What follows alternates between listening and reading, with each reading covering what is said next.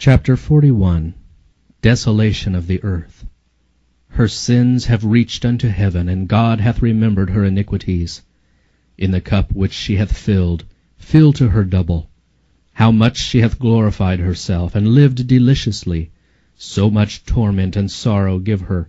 For she saith in her heart, I sit a queen, and am no widow, and shall see no sorrow.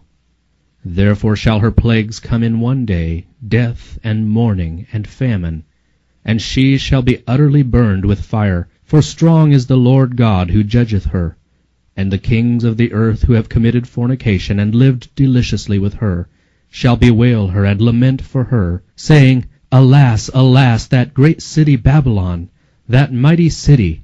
For in 1 hour is thy judgment come. Revelation 18:5-10.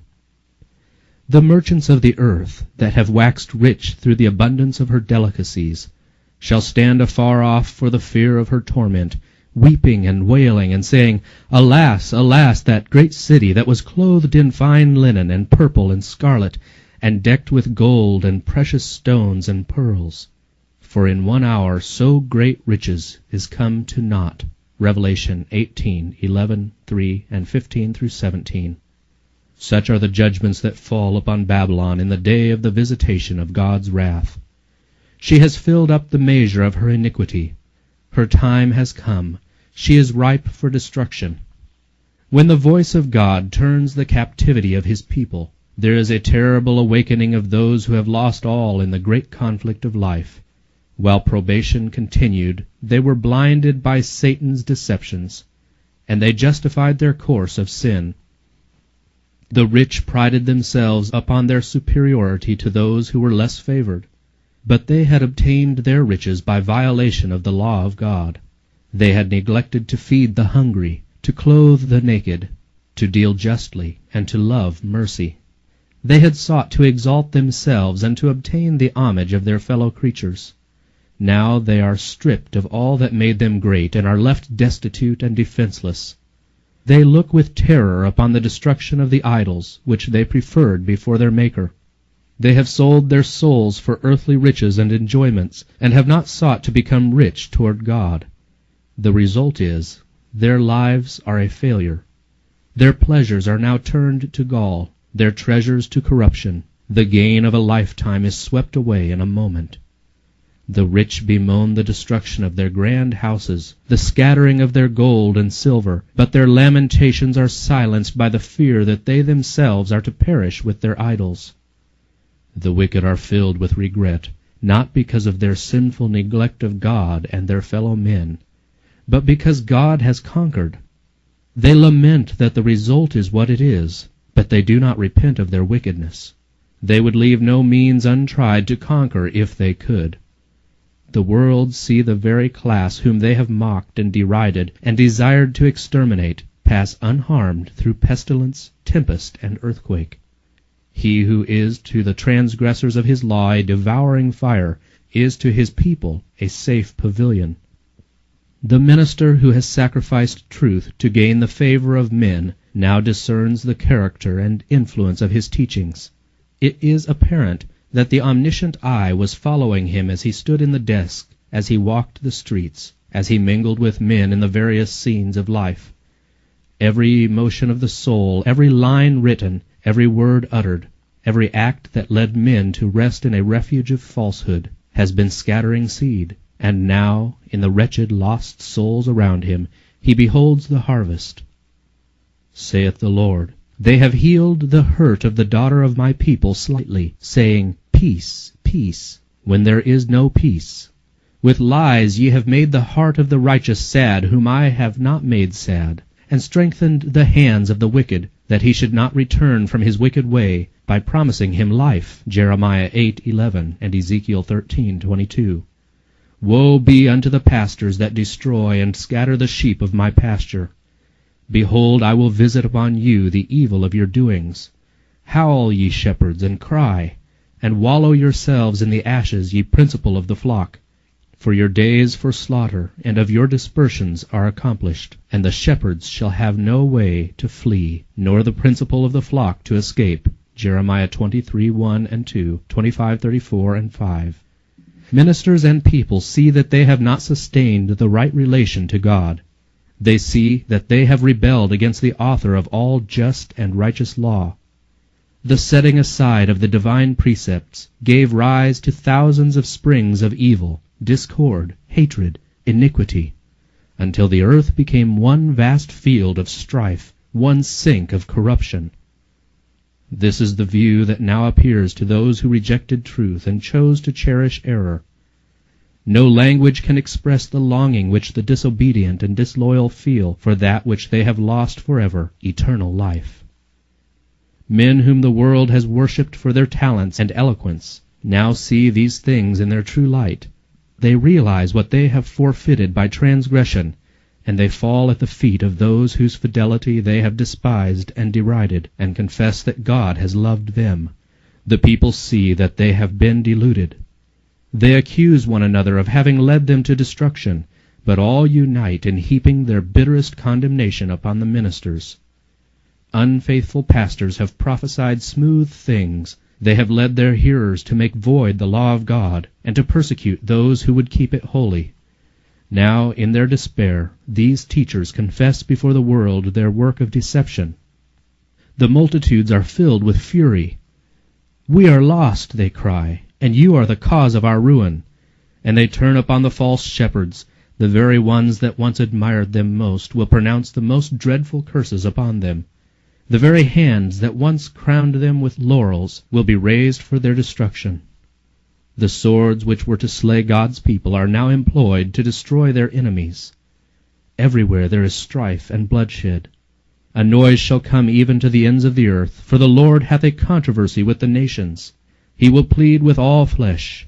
He will give them that are wicked to the sword. Jeremiah 25:31. For 6,000 years the great controversy has been in progress. The Son of God and his heavenly messengers have been in conflict with the power of the evil one, to warn, enlighten, and save the children of men. Now all have made their decisions. The wicked have fully united with Satan in his warfare against God. The time has come for God to vindicate the authority of his downtrodden law.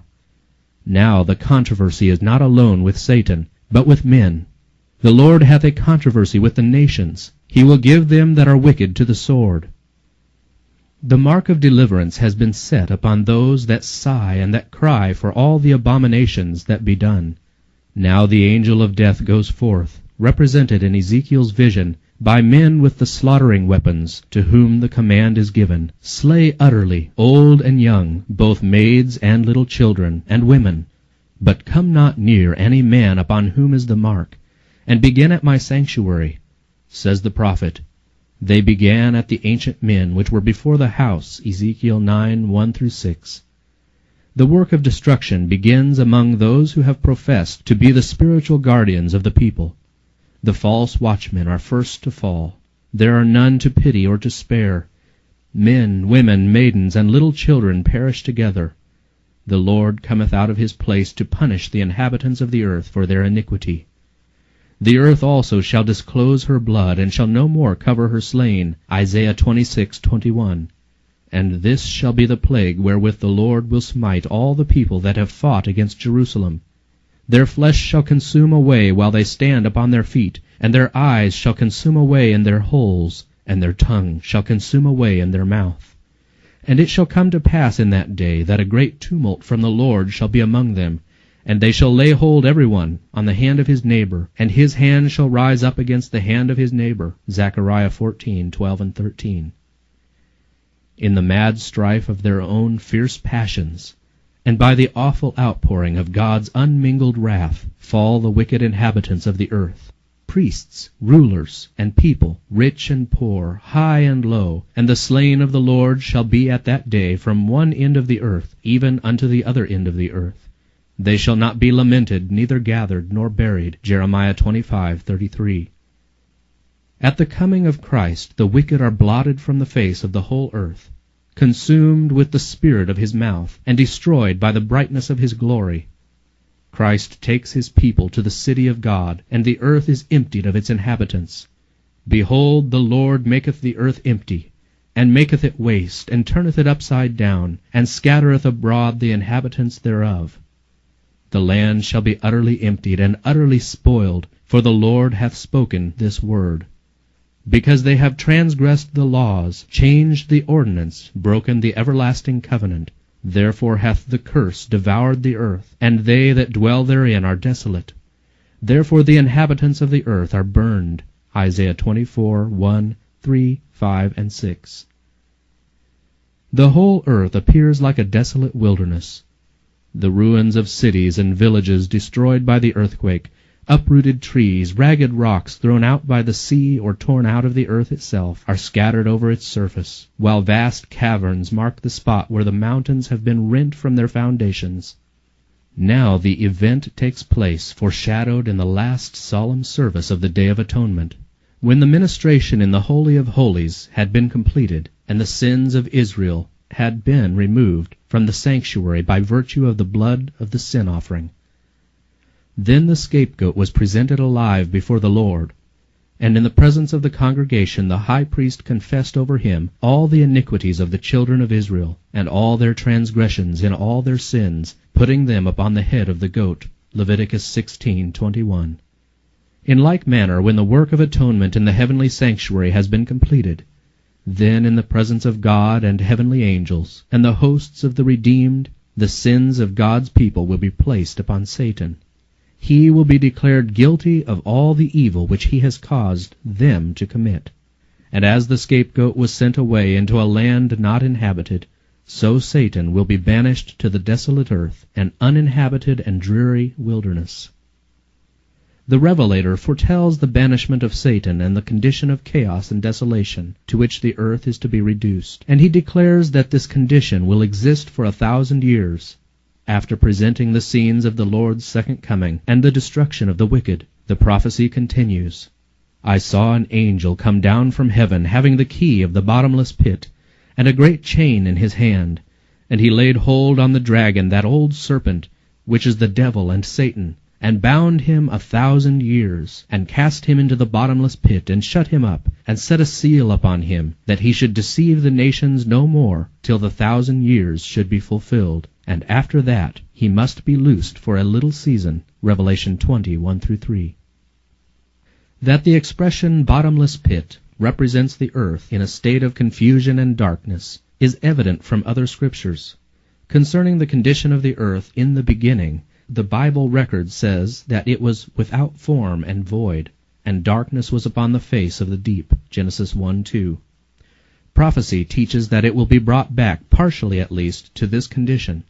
Looking forward to the great day of God, the prophet Jeremiah declares, I beheld the earth, and lo, it was without form and void, and the heavens, and they had no light. I beheld the mountains, and lo, they trembled, and all the hills moved lightly. I beheld, and lo, there was no man, and all the birds of the heavens were fled. I beheld, and lo, the fruitful place was a wilderness, and all the cities thereof were broken down. Jeremiah 4:23-26. Here is to be the home of Satan with his evil angels for 1,000 years. Limited to the earth, he will not have access to other worlds, to tempt and annoy those who have never fallen. It is in this sense that he is bound. There are none remaining upon whom he can exercise his power. He is wholly cut off from the work of deception and ruin, which for so many centuries has been his sole delight.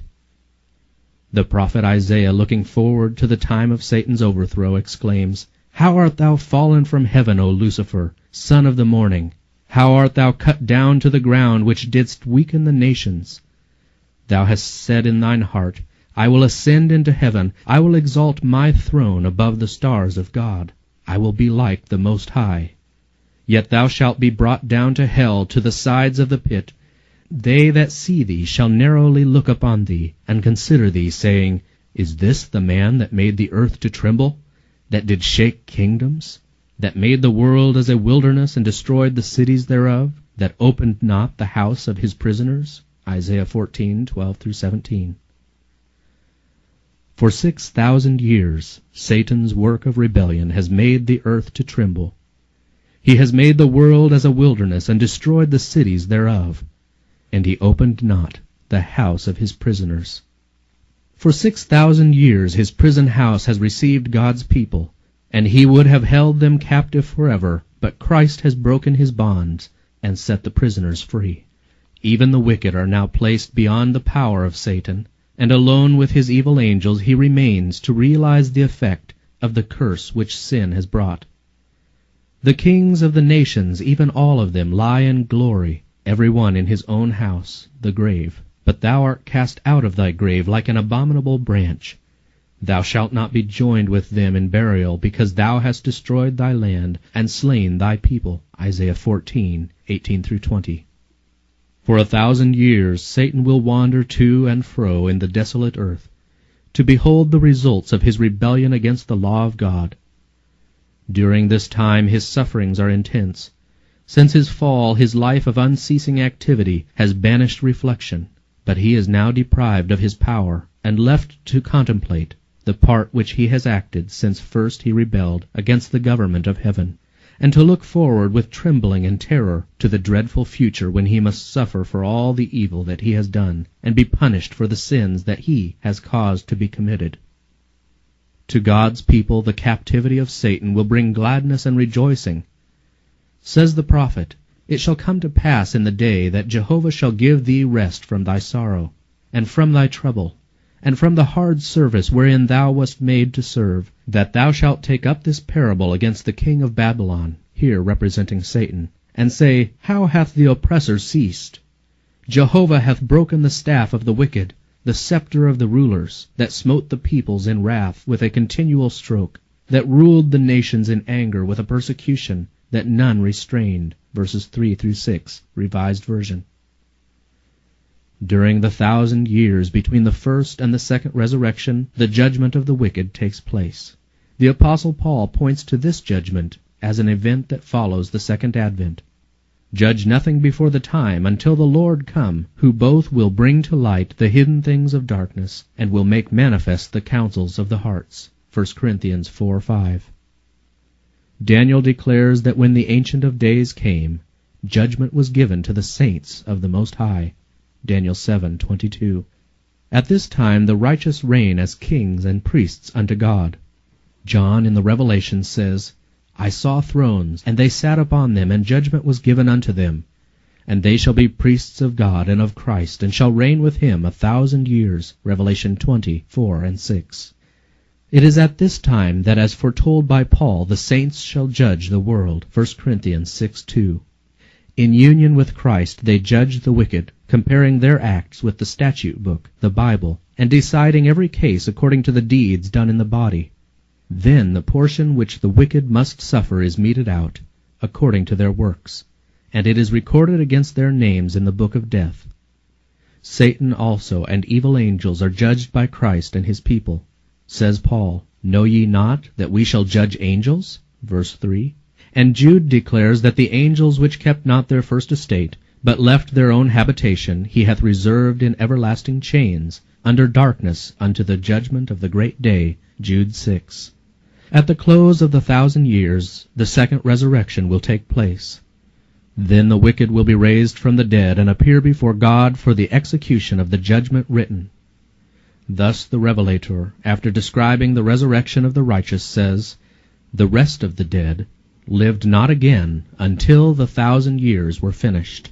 Revelation 20:5. And Isaiah declares concerning the wicked, "They shall be gathered together as prisoners are gathered in the pit, and shall be shut up in the prison, and after many days shall they be visited." Isaiah 24:22.